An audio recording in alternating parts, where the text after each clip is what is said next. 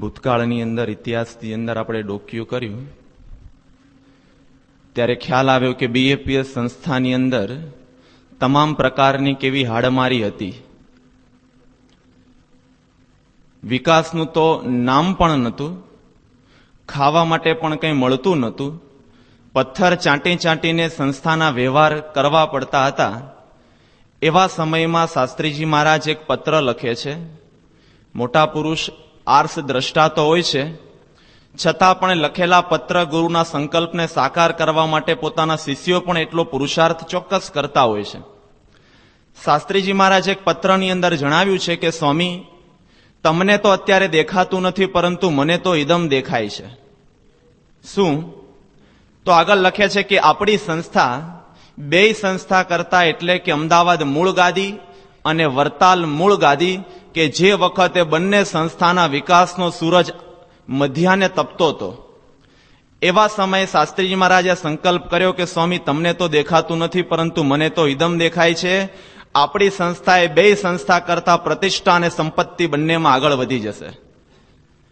આટલા વર્ષો પહેલા બોલાયેલા શબ્દો હજી તો શતાબ્દીને આરે આવીને સંસ્થા ઊભી છે, પણ 100% નહીં, પણ 101% શબ્દો મૂર્તિમાન થતા આપણે જોઈએ છીએ કે બેને અખિલ સ્વામિનારાયણ સંપ્રદાયની એક બાજુ બધી જ પ્રતિષ્ઠા અને સંપત્તિ મૂકવામાં આવે, છતાં પણ બીએપીએસ સંસ્થાનો વિકાસ એનાથી પણ એમના શિષ્યોએ ગુરુના સંકલ્પને સાકાર કરવા માટે વધારી દીધો છે.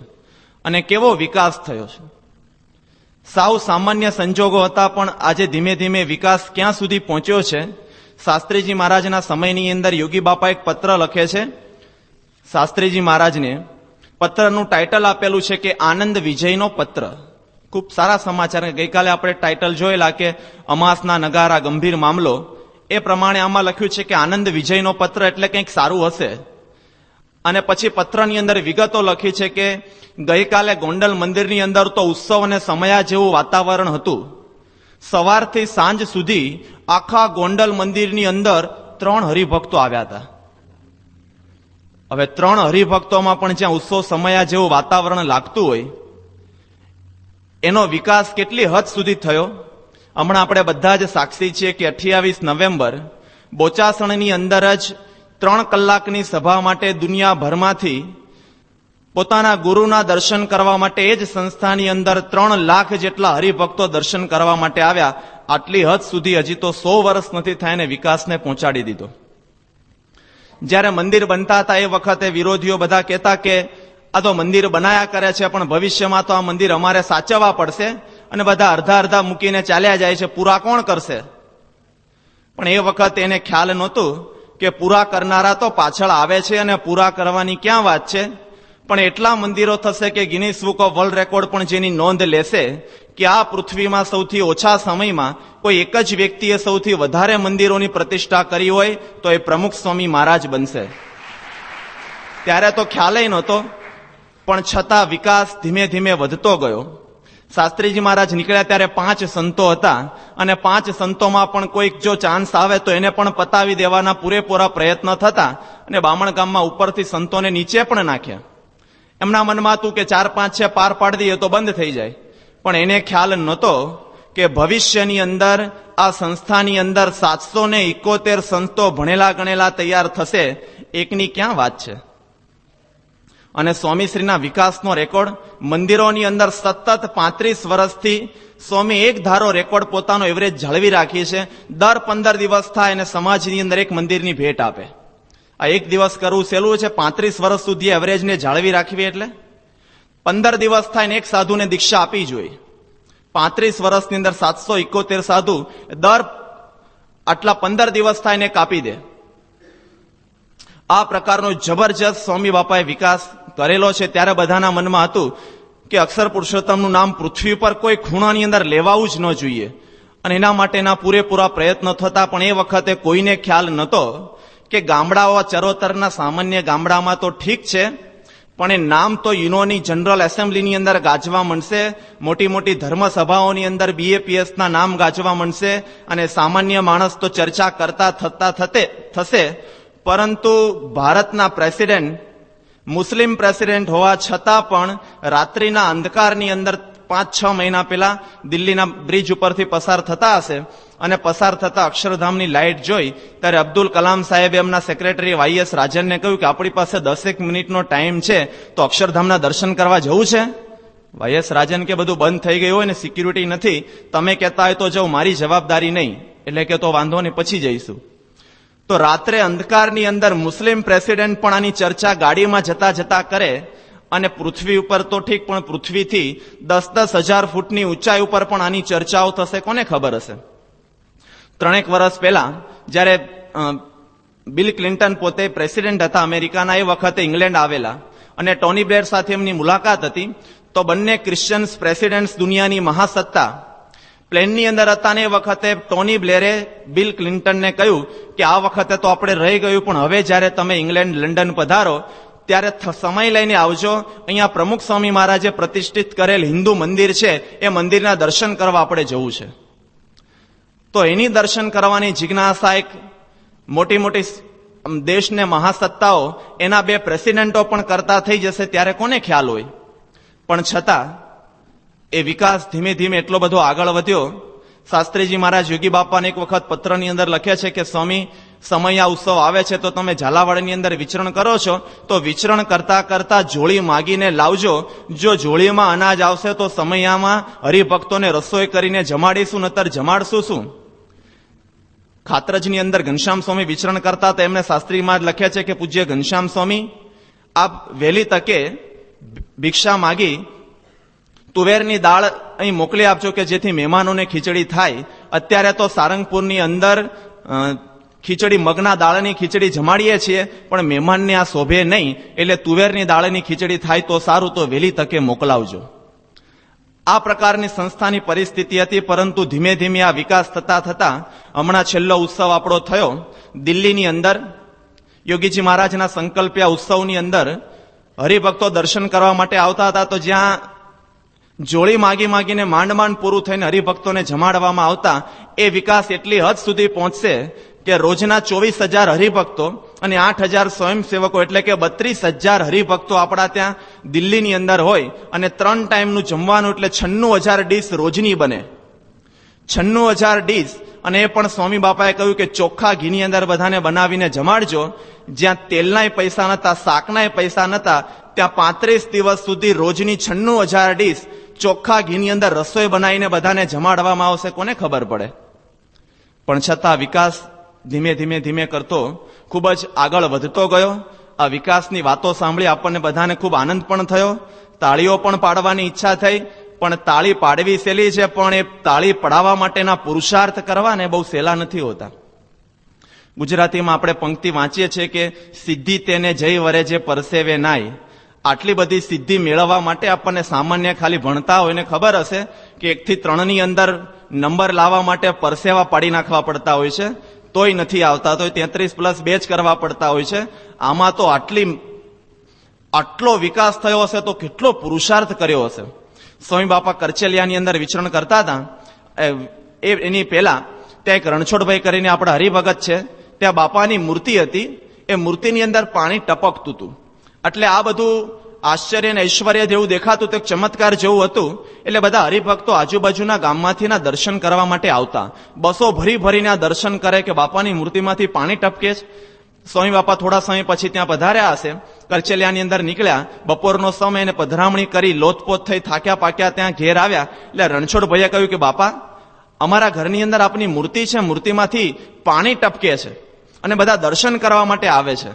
આ જ્યાં વાત કરી તે સ્વામી બાપા પધરામણી કરીને બપોરનો સમય હતો, શરીર ઉપર પરસેવો થઈ ગયેલો. સ્વામીએ પોતાના કપાળ ઉપર આમ કરી અને હાથ લીધો અને સ્વામી આમ નીચે છાંટ્યો અને કહ્યું, રણછોડભાઈ, આ પાણીથી કાંઈ નહીં થાય, આ પાણી વાપરવું પડશે. તો એમણે જે વિકાસ કરેલો છે, ચમત્કાર બતાવવા માટે સમર્થ છે. એમના સંકલ્પે બધું જ થઈ શકતું હોય છે. છતાં પણ અત્યારે જે આપણને વિકાસ દેખાય છે, એ વિકાસમાં એમને ક્યારેય સહેજ પણ ચમત્કાર વાપર્યો નથી. કેવળ પોતાના દેહની પરવા છોડી અને અનંત અને અપાર વિચરણ કરેલું છે. એ વિચરણને પરિણામે અત્યારે આપણે સત્સંગની જે લીલી ફૂલવાડી દેખાય છે, એનું કારણ એ છે. અને કેવું વિચરણ થયેલું છે, જેમ શ્રીજી મહારાજનું સમાધિ પ્રકરણ કે નીલકંઠ વર્ણીનું વન વિચરણ આપણે સાંભળીએ છીએ ત્યારે આપણા મનની અંદર થાય છે કે આ તો અકલ્પનીય છે, અશક્ય વસ્તુ છે, આ થાય જ નહીં. ગુણાતીતાનંદ સ્વામીનું વાતો કરવાની અપાર શ્રદ્ધા જ્યારે જોઈએ છે ત્યારે થાય કે આવી વાતો કરવાની, કથા વાર્તાની શ્રદ્ધા અકલ્પનીય છે. શાસ્ત્રીજી મહારાજની વાતો આપણે ગઈકાલે સાંભળેલી કે નિષ્ઠા અને ઉપાસના પ્રવર્તન માટેની એમની જે અંતરની અંદર નિષ્ઠા એ પણ અકલ્પનીય છે. યોગીજી મહારાજનો જે નિસ્વાર્થ પ્રેમ, એ પ્રેમ પણ અકલ્પનીય છે. એ જ ન્યાયે સ્વામી બાપાએ કરેલું સત્સંગ વિકાસ પ્રચાર અને પ્રસાર માટેનું વિચરણ અત્યંત અકલ્પનીય છે. ભવિષ્યમાં કોઈ માનવા પણ તૈયાર થશે નહીં. એમના માટે એવું કહેવાશે કે generation to come will hardly believe that such a man your walk in flesh and blood.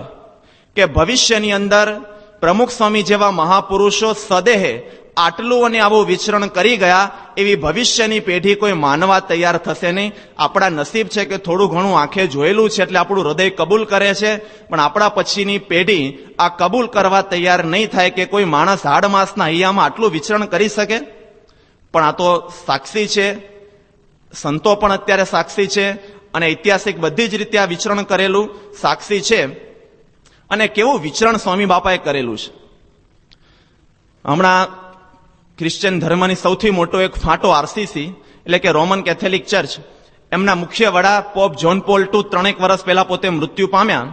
અને મૃત્યુ પામ્યા પછી ટાઈમ્સ મેગેઝિનની અંદર ક્રિશ્ચિયન્સને બહુ જ આનંદ હતો, કારણ કે એવું કહેવાય છે કે પોપ જ્હોન પોલ II એને પોતાના જીવનની અંદર અત્યંત વિચરણ કરેલું એવું એ લોકો માનતા હતા.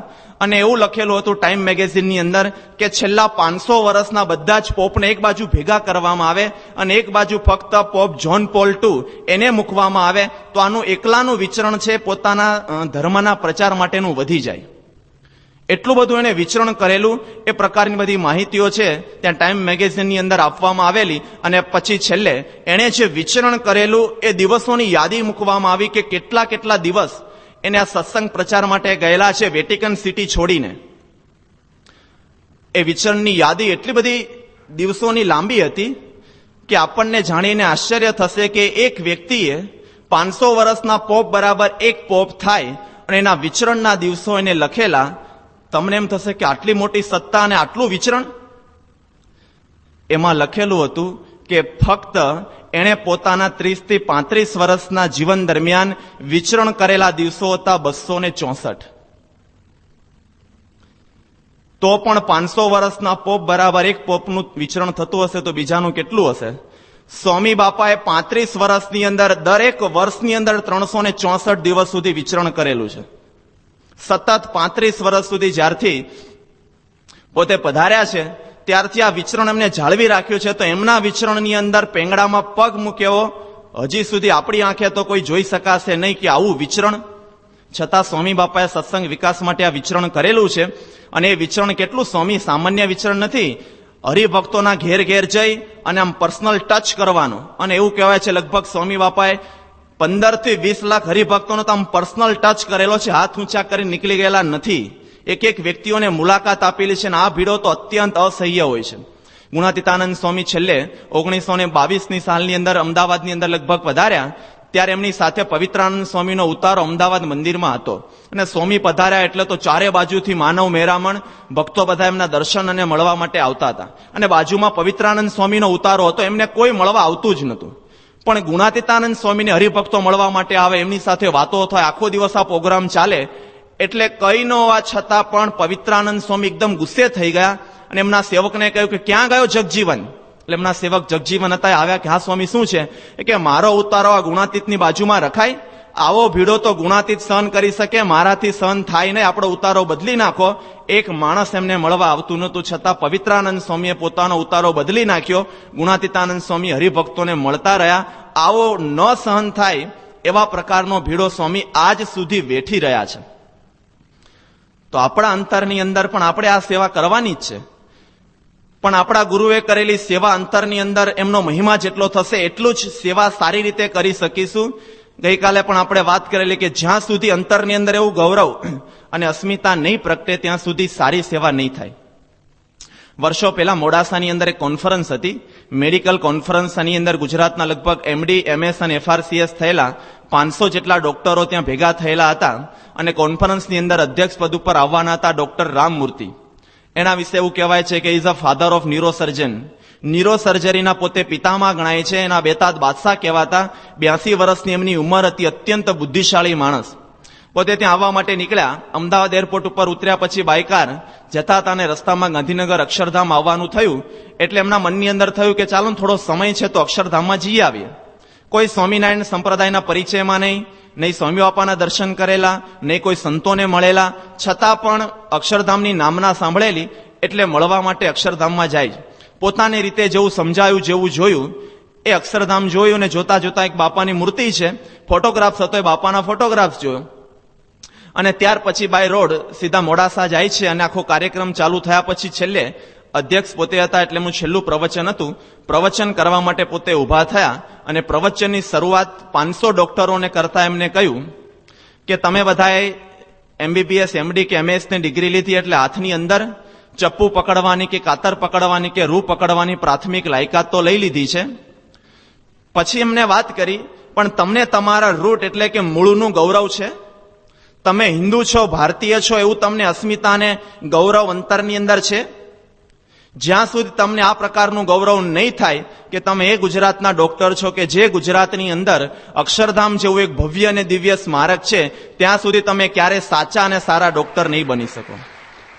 પછી ત્રીજું વાક્ય એમને કહ્યું કે જ્યાં સુધી તમારા અંતરની અંદર એવું ગૌરવ પ્રગટ નહીં થાય કે તમે એ ગુજરાતના ડોક્ટર છો કે જે ગુજરાતની અંદર પ્રમુખ સ્વામી મહારાજ જેવી દિવ્ય વિભૂતિએ જન્મ લીધો અને વિચરણ કરી રહી છે, ત્યાં સુધી તમે ક્યારેક શ્રેષ્ઠ સર્જન નહીં બની શકો.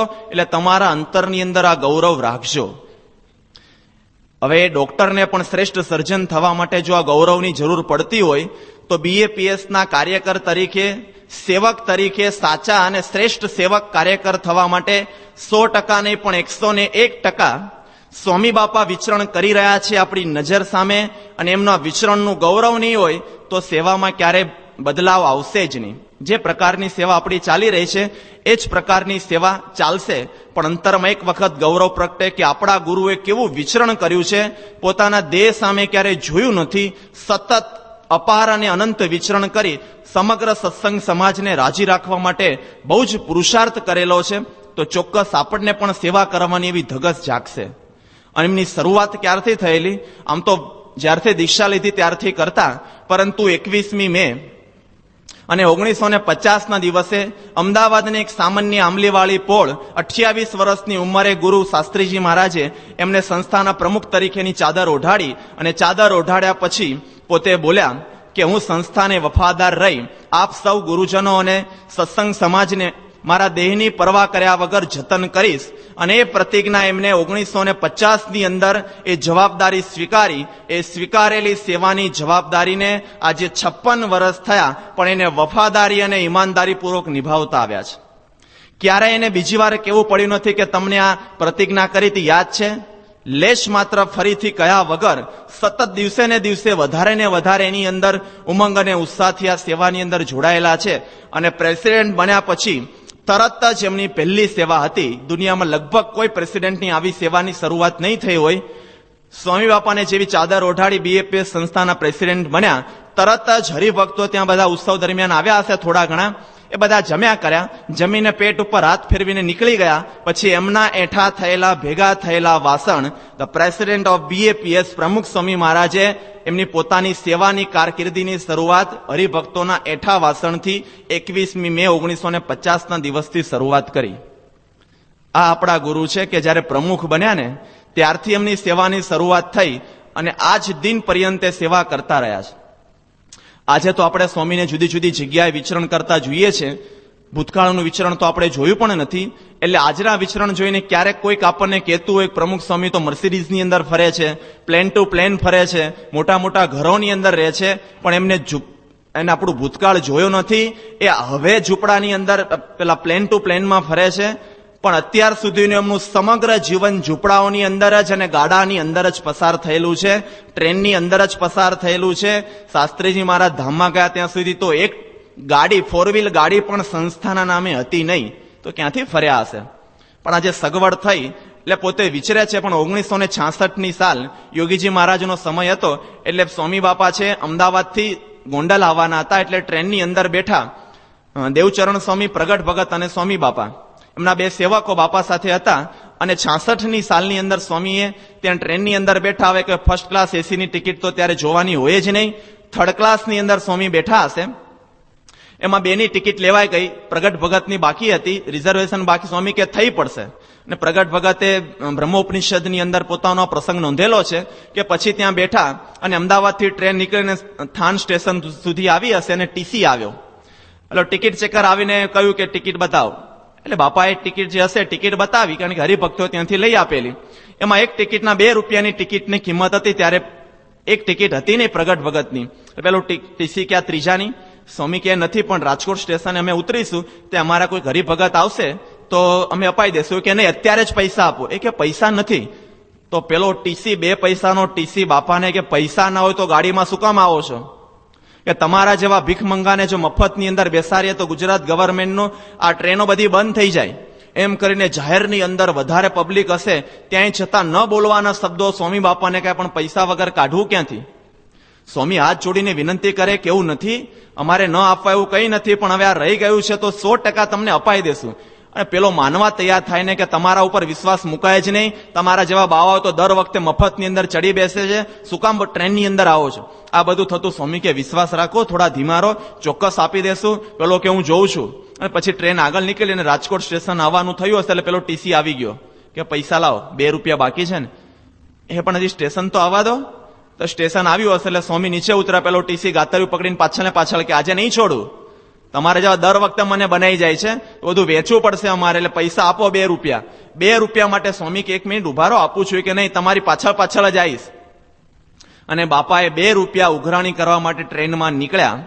ટ્રેનના એક ડબ્બામાં બારીમાંથી જુએ કે કોઈ તિલક ચાંદલાવાળો કે પરિચિત હરિભગત દેખાય છે તો એને વિનંતી કરીને ટિકિટના પૈસા અપાવીએ. પેલા ડબ્બામાં જોયું એક ભિખારી જોવે ને, ડબ્બામાં 2 રૂપિયા માટે પેલા ડબ્બામાં જોયું, કોઈ મળ્યું નહીં. બીજામાં ગયા, કોઈ મળ્યું નહીં. ફ્રોમ ફર્સ્ટ ટુ લાસ્ટ, પહેલેથી છેલ્લા સુધી દરેક ડબ્બાની અંદર એક ભિખારીની જેમ 2 રૂપિયા માટે સ્વામી નીકળ્યા. જાહેરની અંદર પ્લેટફોર્મ ઉપર પેલો ટીસી પાછળ કે હું નતો કહેતો, મને ખબર હતી કોઈ આવવાનું નથી, મને બનાવી જાઓ તો તમારી જેવા તો કેટલાય આવે છે, એવું બોલ્યા જ કરે. એના આવા અપમાનજનક શબ્દો બધાની વચ્ચે સાંભળવાના અને 2 રૂપિયા ટિકિટ માટે રખડવાનું. એમ કરતા પાછળ આવે ત્યારે રાજકોટનો એક હરિભગત કોઈક મળ્યા છે યુવક, એને સ્વામીએ પરિચિત લાગ્યો એટલે એને વાત કે એટલે એને 2 રૂપિયા ટિકિટમાં આપ્યા. અને 2 રૂપિયા આપ્યા ત્યારે પેલા 2 પૈસાના ટિકિટથી જાન છૂટી. પણ આટલી હદ સુધી આ પ્રકારનું વિચરણ છતાં એમણે વિચરણ છોડ્યું નથી કે હવે આપણે નથી કરવું, ક્યાં પૈસા આપણી પાસે છે ને ક્યાં ચાલતા જવું, અથવા આવી મુશ્કેલી ક્યાં વેઠવી. આપણે કદાચ ગાડી ન હોય અથવા તો કે એવી પ્રતિકૂળતા હોય તો તરત છોડી દેવાનો વિચાર આવે. પણ સ્વામીએ ક્યારે આ વિચરણ જે એમનું હતું, તો આવી પરિસ્થિતિ ભૂતકાળની અંદર હતી, આપણને ખ્યાલ નથી. અત્યારે આપણે આ જોઈએ છીએ, પણ આવું વિચરણ સ્વામીએ કરેલું છે. 1973ની સાલની અંદર સ્વામી શ્રી વાસદની અંદર વિરાજમાન હતા અને 6/12/1973 દિવસ હતો. અને 3/12/1973 દિવસે સ્વામી બાપાની 3 જ દિવસ પહેલા 53મી જન્મજયંતિ અમદાવાદમાં ઉજવાઈ ગઈ હતી. અને 53 નવયુવાનોને સ્વામીશ્રીએ દીક્ષા આપેલી. ત્યાર પછી સ્વામી ત્યાં વાસદ તરફ આવેલા હશે અને આગલા દિવસે ડિસેમ્બર મહિનો હશે, એટલે ડિસેમ્બર મહિનાની અંદર તો ઠંડી હોય, એટલે રાત્રે 12 વાગ્યા સુધી ખુલ્લામાં સભા ચાલી. એ ઠંડીની અસર એમના શરીર ઉપર થોડી થઈ હશે અને 12 વાગ્યા પછી ભેગા થયા અને હરિભક્તોને કહ્યું કે આવતીકાલે એકાદશીનો દિવસ છે, એટલે કોને કોને ત્યાં પધરામણીય સ્વામી આવે એટલે લિસ્ટ બનાવવામાં આવ્યું. તો 15 થી 20 હરિભગતનું લિસ્ટ થયું. એટલે બીજા દિવસે એકાદશીનો દિવસ નિર્જળા ઉપવાસ, સવારે ઉઠ્યા, પૂજા કરી, નાસ્તો તો હતો નહીં, એટલે સ્વામી અને 4 સંતો પધરામણીએ નીકળ્યા. જે લિસ્ટ હતું એ લિસ્ટ પ્રમાણે ઘરની અંદર જવાનું થયું. 1 ઘેર ગયા, 2 ઘેર ગયા, એમ કરતા કરતા થોડી ઘણી પધરામણીઓ વધતી ગઈ. પધરામણીનો દોર થોડો પણ કંટાળા વગર, મુખ ઉપર લેશ માત્ર કોઈ ભાવ ફેર થવા દીધો નહીં. પધરામણીઓ ધીમે ધીમે એક વધતી ગઈ, ચાલુ થતી ગઈ. એકાદશીનો દિવસ અને સતત ચાલવાનું, બેસવાનું, ઉભા થવાનું, એટલે મોઢાની અંદર સોસ પડે, છતાં પણ એકદમ આનંદની અંદર મળેલી સેવાના કેપ સાથે પધરામણીની અંદર સ્વામી બાપા નીકળતા હતા. એમ પધરામણીઓ પત્તા જયારે બધી જ પધરામણી પૂરી કરીને ઉતારે પાછા પધાર્યા ત્યારે 10 કે 12 પધરામણીની વાત હતી. એ વધતા 100 ઉપર 22 થઈ ચૂકેલી. 122 પધરામણી નિર્જળા એકાદશીને દિવસે સ્વામીએ કરી. અને જયારે પાછા ઉતારે પધાર્યા ત્યારે ઘડિયાળમાં 2:45 સમય થયેલો.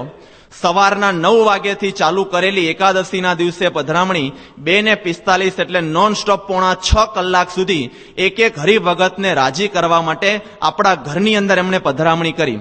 પછી જેવા આવ્યા એટલે સેવકો જે 4 સંતો હતા એ તો બિચારા થાકી ગયેલા હતા, એટલે એ તો આડા પડી ગયા. સ્વામી કે લાવો પત્ર હોય તો વાંચીએ, હરિભક્તો રાહ જોતા હશે આપણા પત્રની. એટલે બધાએ ના પાડી, પણ સ્વામી કે લાવો. એટલે પાછા પત્ર લીધા, એક પછી એક પત્ર ઉકેલતા ગયા, એના જવાબો આપતા ગયા, જે સહી કરવાની ત્યાં સહી કરતા ગયા. એમ કરતા કરતા 1-1.5 કલાક થયો હશે એટલે સ્વામી કહેવાય લાવો થોડા આડા પડીએ અને આરામ કરીએ. જેને જીવનમાં ક્યારેય સામેથી આરામ કરવાનું કહ્યું જ નહોતું, એમના મુખમાંથી જયારે આવા શબ્દો નીકળ્યા એટલે ડોક્ટર સ્વામી ત્યારે સાથે હતા, એમને આશ્ચર્ય થયું. એટલે ડોક્ટર સ્વામી કે નક્કી કંઈક હોવું છે, એમને શંકા ગઈ. તરત સ્વામી બાપાનું શરીર તપાસ્યું, અને જયારે શરીર તપાસ્યું ત્યારે ખબર પડી કે સ્વામીના શરીરની અંદર 102 ડિગ્રી તાવ હતો. હવે તાવ વસ્તુ એવી છે કે તાત્કાલિક કંઈ આવતું નથી, જેમ ઉલટી થઈ જાય તરત એવી રીતના તાવ ના આવે. સવારનો એટલે બાપાને પૂછ્યું, બાપા હમણાં આવ્યો? સ્વામી કે ના સવારથી હતો. સ્વામી કે કેમ? બાપાને કહ્યું કેમ કહ્યું નહીં? બાપા કે હરિભક્તો તૈયારી કરી રાખ્યો અને આપણે ન જઈએ તો બિચારા દુઃખી થાય ને. તો આપણે દુઃખી ન થઈએ એના માટે નિર્જળા એકાદશીનો દિવસ પાણીનું ટીપું પણ મોઢાની અંદર નાખવાનું નહીં. 122 પધરામણીનો ભીડો, 102 ડિગ્રી તાવનું શરીરની અંદર ટેમ્પરેચર ધારણ કરી અને સતત વિચરણ કર્યું. અને પછી સ્વામી કે લાવો થોડા આડા પડે, નાડા પડ્યા. તરત અડધો કલાકમાં જાગ્યા. સ્વામી કે ચાલો આપણે તો હજી આગળ જવાનું છે. સેવકો કે સ્વામી હવે તાવ આવે છે, 102 ડિગ્રી છે, તો આપણે અહીંયા રોકાઈ જઈએ, સારું થયા પછી કાલે કે પરમ દિવસે જઈશું. સ્વામી કે નાના, આગળ હરિભક્તોએ બધી તૈયારી કરી રાખ્યો એટલે આપણે જવું જ જોઈએ. એટલે પછી કોઈનું માન્યા નહીં અને સ્વામી લગભગ 102 ડિગ્રી તાવની અંદર વાસદથી 5:30 વાગે નીકળ્યા અને નીકળી ઓડ ગામ કરી, ભરોડા ગામ કરી, સુંદલપુરા આવ્યા. સુંદલપુરા ત્યાં આવ્યા અને ફરીથી પાછા કહ્યું લાવો પત્ર વાંચીએ. આવી બીમારીની અંદર સ્વામી બાપાએ પત્રો વાંચવાના ચાલુ કર્યા. રાત્રે 8:30 પોણા 9 થયા હશે એટલે સેવકો કે હવે આરામ કરો. સ્વામી કે ના, 9 વાગે સભા ગોઠવેલી છે ને, જાહેર સભા, એમાં જવું જોઈએ. એટલે 9 વાગે બીમારીની અંદર સભાની અંદર ગયા. સભા ચાલુ થઈ એટલે ધૂન પ્રાર્થના થયા પછી સાથેના સંતો અને અમુક કાર્યકરોના પ્રવચન હતા. પ્રવચન પૂરા થયા એટલે સ્વામી બાપાના આશીર્વાદ આવ્યા. બાપાએ 102 ડિગ્રી તાવ હવે તો વધી ગયો હશે. એ તાવની અંદર, એટલા તાપમાનની અંદર સ્વામીશ્રીએ આશીર્વાદની શરૂઆત કરી, હરિભક્તોને આશીર્વાદ આપી રાજી કર્યા. ત્યારે 11:15 સમય થયેલો. 11:12 પછી સભા પૂરી થઈ, થોડા ઘણા હરિભક્તોને મળ્યા કર્યા પછી ઉતારે પધારે ચેષ્ટા બોલ્યા અને ચેષ્ટા બોલીને જયારે આરામમાં ગયા ત્યારે આટલા તાપમાન પછી લગભગ 12 ઉપર સમય વીતી ચૂક્યો હતો. આટલી હાડમારી, આટલું વિચરણ છે આપણા ઘેર આપણા પૂર્વજોને રાજી કરવા માટે સ્વામીએ કરેલું છે. સતત વિચરણ કર્યું છે, ક્યારેય કોઈ પ્રકારની ફરિયાદ એમણે કરેલી નથી.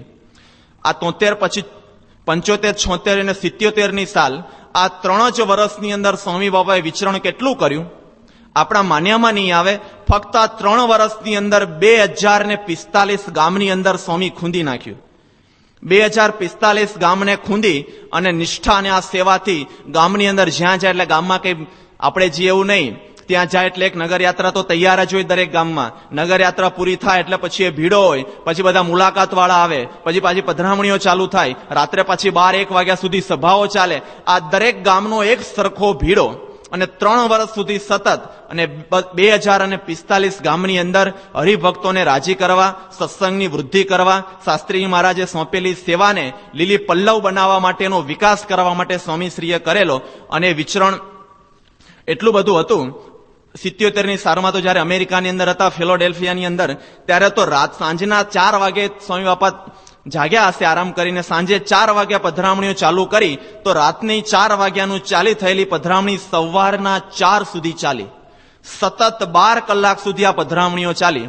1996માં સંતો એ બાજુ ગયા હશે અને પધરામણી હતી અને એક હરિભગતના ઘેર પધરામણી કરવા ગયા અને રાત્રે લગભગ 11:30નો સમય થયો એટલે એમના ઘેર પધરામણી હતી. એટલે સંતોથી આમ કોઈ બહુ મોડું થઈ ગયું આજ તો પધરામણીમાં, એટલે બહુ લેટ નીકળ્યા. એટલે પેલા હરિભગતે કહ્યું સ્વામી ક્યાં મોડું થઈ ગયું? એ કે 11:30 થઈ ગયા ને.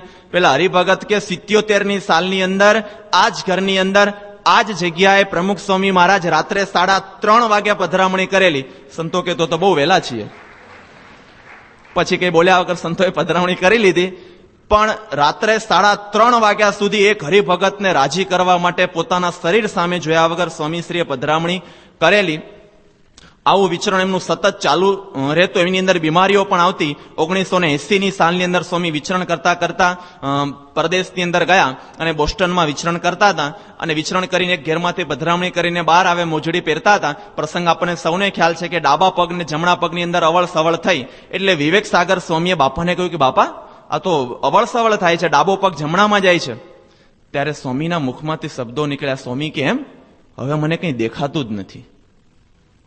પોતાની આંખમાં દેખાવાનું બંધ થાય ત્યાં સુધી સતત વિચરણ. વિવેકસાગર સ્વામી બાપાએ કહ્યું નહીં, સ્વામી કંઈ બોલ્યા નહીં. ત્યાં બધા સંતોને એકદમ આશ્ચર્ય થયું કે આમ આઘાત જેવું પણ લાગ્યું કે સ્વામી શું બોલે છે. તાત્કાલિક વિચરણ બધું બંધ કરી, પધરામણી બંધ કરી અને ડોક્ટર પાસે લઈ જવામાં આવ્યા. અને ડોક્ટર હચિન્સને તપાસ કરી અને તપાસ કરીને એને નિદાન કર્યું કે જો તમે 1 અઠવાડિયું કે 10 દિવસ થોડા મોડા પડ્યા હોત તો આંખે ઝામર આવી જાત, અને આંખે જો ઝામર આવત તો કાયમ માટે આંખોથી જોવાની શક્તિ છે ગુમાવી પડત અને પ્રમુખ સ્વામી મહારાજ ક્યારે જોઈ શકત નહીં.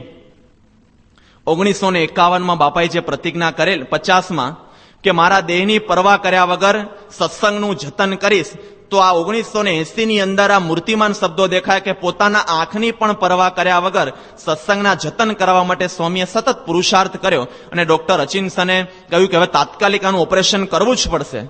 આ જ્યાં વાત કરી ત્યારે સ્વામીએ કહ્યું કે ના એમ નહીં, પેલા બધાને પૂછી લઈએ, મીટિંગ કરીને નક્કી કરીએ કે ઓપરેશન કરવું કે નહીં. પોતાના શરીર ઉપર, પોતાની આંખ ઉપર ઓપરેશન કરવા કે નહીં, એના માટે સત્સંગના ટ્રસ્ટીઓની મીટિંગ કરીને નક્કી કરવાનું હોય.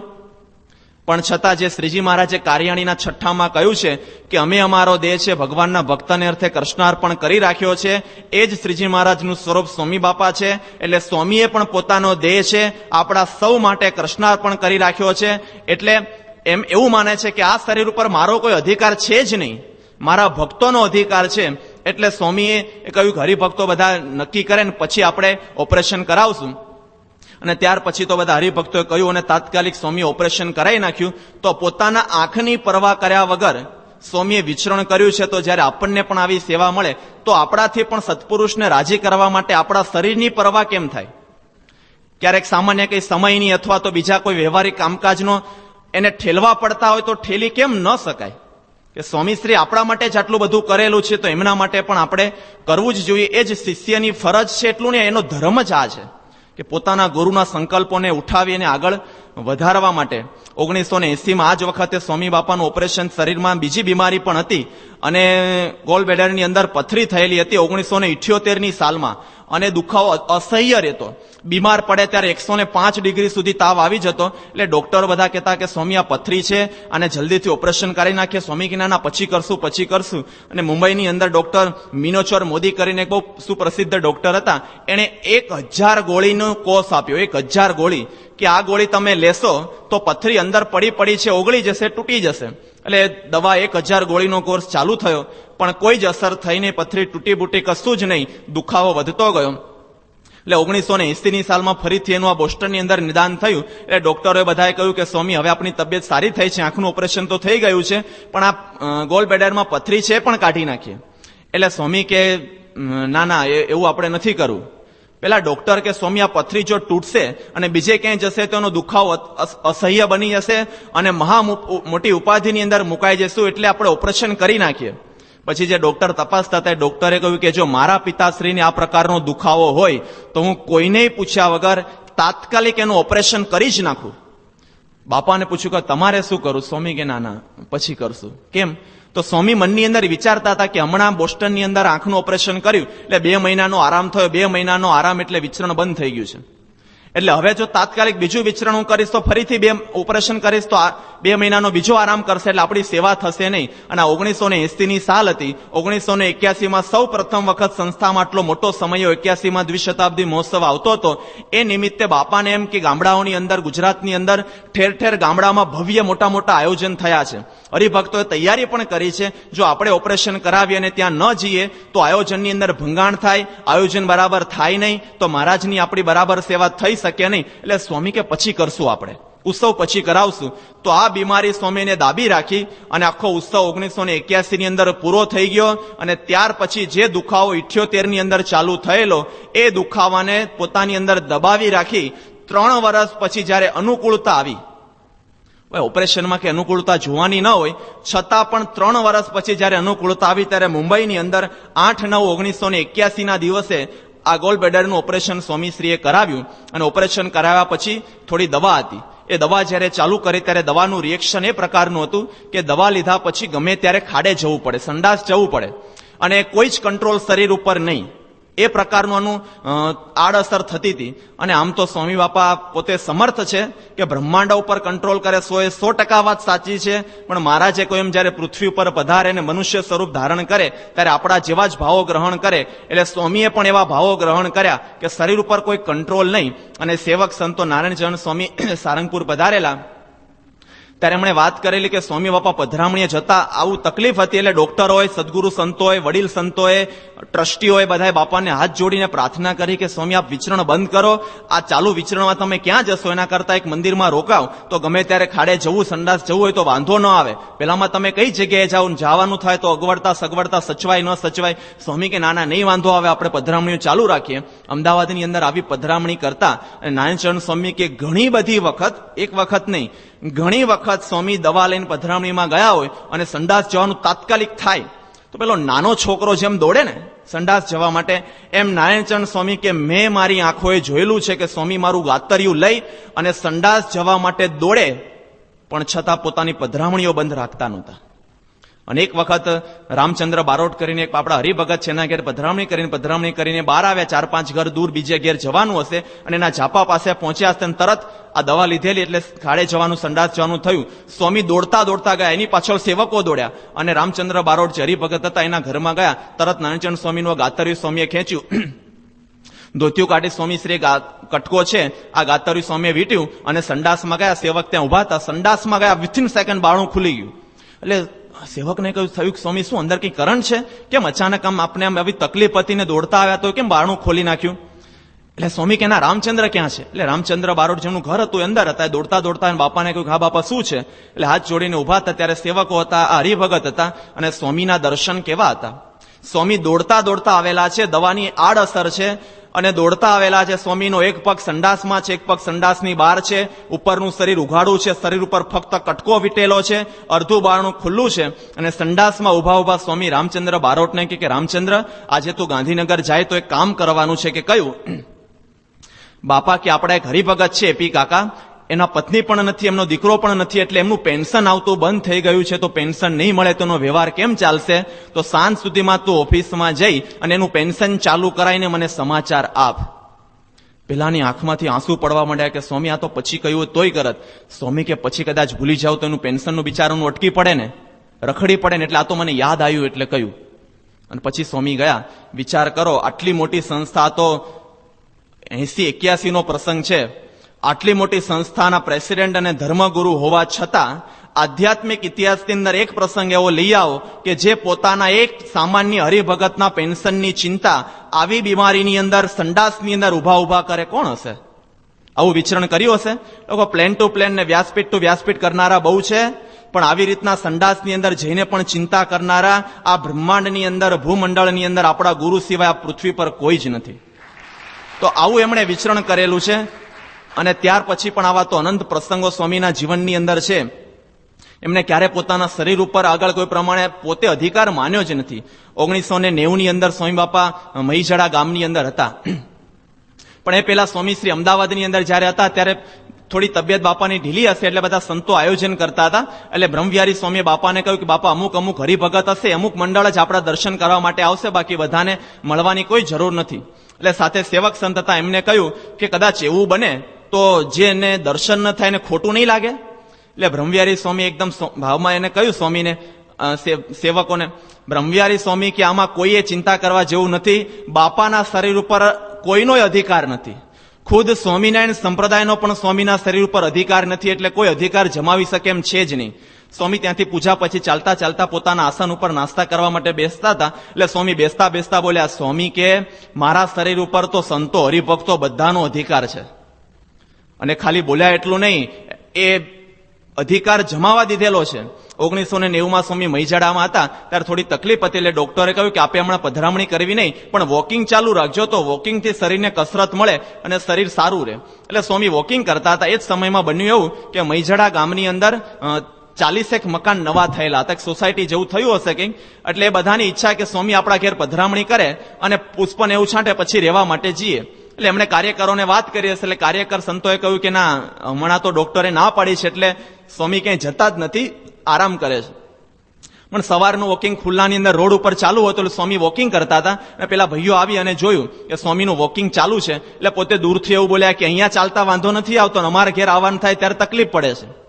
અને સ્વામી સાંભળી ગયા. સ્વામી કે શું કે છે એ બધી વાત કરી. સ્વામી કે વાંધો નહીં, અમે આવતીકાલે આવશું. તો ડોક્ટરની ના હતી. હવે પેલાને ખબર નહીં કે પધરામણી એ ભીડો છે અને વોકિંગ કરવું એ કસરત છે, પણ છતાં એણે કહ્યું કે અહીં ચાલ કરે ત્યાં વાંધો નથી આવતો, અમારી ઘેર આવવાનો ત્યારે વાંધો આવે જ બધો. અને સ્વામી બીજા દિવસે સવારે પૂજા કરી 40 ઘરની અંદર પધરામણી કરી. ઘર બધા ગામડામાં ઊંચા હતા એટલે એક ઘરના 3 પગથિયા એટલે 40 ઘરના 4 તરી 12 120 પગથિયા ચડ્યા, 120 પગથિયા ઉતર્યા, 40 વખત બેઠા હશે અને 40 વખત ઉભા થયા હશે. આવો ભીડો છતાં પોતાના શરીર ઉપર પોતાનો કોઈ અધિકાર નહીં, ના પણ પાડીને એને સ્વામી ગયા. આણંદનો પ્રસંગ પણ આપણને ખ્યાલ છે કે 2-2:30 વાગે પધરામણી કરીને આવે ને હરિભગત કે મારા ઘેર તો રહી ગયા. સ્વામી કે જઈને આયા, તમે જઈને પણ હું નહોતો ને. તો સ્વામી કે સેવકો કે ના, એ તો પણ પધરામણી તો થઈ ગઈ ને. એ કે ના મારા ઘેર આવો, હું હવે હાજર છું ને. તો સ્વામી પોતાનું પલાળેલું પત્તર બાજુમાં મૂકી અને બપોરે 2:30 વાગે હરિભગતને રાજી કરવા માટે ત્યાં પધરામણીએ ગયા. આવી રીતના સ્વામીએ પધરામણી કરેલી છે, છતાં આટલી બીમારીમાં ક્યારે ઢીલા પડેલા નથી. 1994માં સ્વામી લંડનની અંદર હતા ત્યારે હરિભગત છે ત્યાંના દિનકરભાઈ એ ત્યાં હાજર હતા. એટલે સ્વામી કે દિનકર, કે હા બાપા. સ્વામી કે દિનકર મારી આંખો ગઈ, કારણ કે ઓપરેશન થઈ ગયેલું 80માં. સ્વામી કે મારી આંખો ગઈ, મારું હૃદય ગયું, કારણ કે 83માં એટેક આવેલો. સ્વામી કે દિનકર મારી આંખો ગઈ, મારું હૃદય ગયું, મારા ખભાઈ ગયા, મારી કેડે ગઈ, મારા પગે ગયા, મારું બધું જ ગયું છે, પણ મારી ભક્તિ હજી એવી ને એવી છે. એ કઈ ભક્તિ? તો ફરીથી 21મી મે 1950 પોતાના ગુરુ આગળ લીધેલી પ્રતિજ્ઞા એ સત્સંગ પ્રચાર કરવાની, વિચરણ કરવાની જેમણે ભક્તિ માનેલી છે આ સેવાને. સ્વામી કે આ બધું ગયું પણ આજ દિન સુધી મારી ભક્તિ એવી ને એવી છે. 94 નહીં, આ 2006ની સાલ થઈ છતાં પણ એમની ભક્તિની અંદર લેશ માત્ર આંચ આવેલી નથી. એટલે સેવકોએ બધા એક વખત હરિભક્તોએ સંતોએ કહ્યું બાપા આપ એમ કરો, વિચરણ બંધ કરો ને પોપ જેવું કરો. વર્ષે એક વખત આવીને હાથ ઊંચો કરવાનો. એમાં પધરામણી આવી ગઈ, એમાં પત્ર લેખન આવી ગયું, એમાં મુલાકાત આવી ગયું, બધું એમાં આવી જાય. સ્વામી કે ના એવું ન કરાય. કે ના સ્વામી હવે શું વાંધો છે, કોઈને વાંધો નથી તમે કરશો તો. ત્યારે સ્વામી શું બોલ્યા? સ્વામી કે મેં મારા ગુરુ શાસ્ત્રીજી મહારાજને 86 વર્ષ સુધી વિચરણ કરતા જોયા છે. મેં મારા ગુરુ યોગીજી મહારાજને 80 વર્ષ સુધી વિચરણ કરતા જોયા છે અને એમને મને આ સેવા સોંપેલી છે. હું પગ વાળીને બેસું તો એમણે સોંપેલી સેવા મેં લજવી કહેવાય. એમના મનની અંદર જે વિચાર છે ને આ વિચારથી પોતે 86 વર્ષે વિચરણ કરે છે. તો આપણે આપણા ગુરુને 86 વર્ષ સુધી નથી જોયા, એમણે એમના ગુરુને જ જોયેલા છે. આપણે આપણા ગુરુને સ્વામીને આ તારીખે આંખેથી જોઈએ છે કે આટલી બીમારી વચ્ચે સ્વામી વિચરણ કરે છે. તો આપણને ક્યારેક એમ થાય ચાલો ને બેસી રહીએ, મુલાકાતમાં નહીં જઈએ, સંપર્કમાં નહીં જઈએ, ટાઈમે જઈશે, ભગવાનની ઈચ્છાથી સત્સંગ વધુ હોય તો વધે ને ઘટવું હોય તો ઘટે. આવા વિચારથી આળસ, પ્રમાદ, બાના, ફરિયાદ કંઈક આવી જાય અને ન વિચરણ કરીએ તો આપણે પણ આપણને જે સેવા સોંપેલી છે લજવી કહેવાય. તો સ્વામી બાપા કે મેં મારા ગુરુને જોયા, એમ આપણે પણ કેવું છે કે મેં મારા ગુરુ સ્વામી બાપાને 86 વર્ષ સુધી વિચરણ કરેલા જોયેલા છે. તો એ સ્વામીને આપણી નજર સામે આપણા હૃદયની અંદર આ વિચરણને રાખીને જો સેવા કરશું તો જ સાચી સેવા થશે. અને શાસ્ત્રીજી મહારાજ આપણે ગઈકાલે જોયેલું કે શાસ્ત્રીજી મહારાજ કહેતા કે આ દેહ સેવા કરતા કરતા દેહ પડી જાય તો દેહ લેખે લાગ્યો કહેવાય. એમ કદાચ ગમે તેવી શારીરિક કે આર્થિક કે વ્યવહારિક પ્રતિકૂળતા વચ્ચે સેવા કરતા કરતા દેહ પડી જાય તો મોટા પુરુષ માટે તો આવા 100 દેહ પાડી દે તોય ઓછું છે. તો એમનું ઋણ ચૂકતે થઈ શકે એમ નથી. તો પણ એ લેખે લાગ્યો કહેવાય. અને કદાચ જો આપણે સેવા નહીં કરીએ તો સારંગપુરમાં સદગુરુ સંત પરમ પૂજ્ય સંત સ્વામી ઘણીવાર એવું કહેતા, સંત સ્વામી કે તમે જો પ્રમુખ સ્વામીનું કામ નહીં કરો તો પ્રમુખ સ્વામી તો એવા સમર્થ છે ઝાડમાંથી માણસ ઉભા કરી અને એના કામ કરી નાખશે. આ તો આપણને આ સેવા સોંપેલી છે. બાકી આપણી સેવાથી કે આપણા પુરુષાર્થથી કંઈ થતું નથી, પણ આપણે આગળ આવીએ એના માટે આ સેવા આપણને આપેલી છે. આપણે નહીં કરીએ તો આ તો અક્ષર બ્રહ્મ છે. જડમાં પ્રવેશ કરે તો જડ પણ ચૈતન્ય જેવું થઈ જાય. તો ઝાડમાંથી માણસ ઉભા કરીને પોતાના કામ કરે એવા સમર્થ છે. પણ છતાં એમણે પણ વિચરણ કરેલું છે. તો શિષ્યની એક ફરજ નહીં પણ એક પોતાનો ધર્મ છે કે પોતાના ગુરુના સંકલ્પો, એ સંકલ્પોને ઉઠાવી લેવા, ઘેર ઘેર અક્ષર પુરુષોત્તમનું ભજન થાય એ સંકલ્પ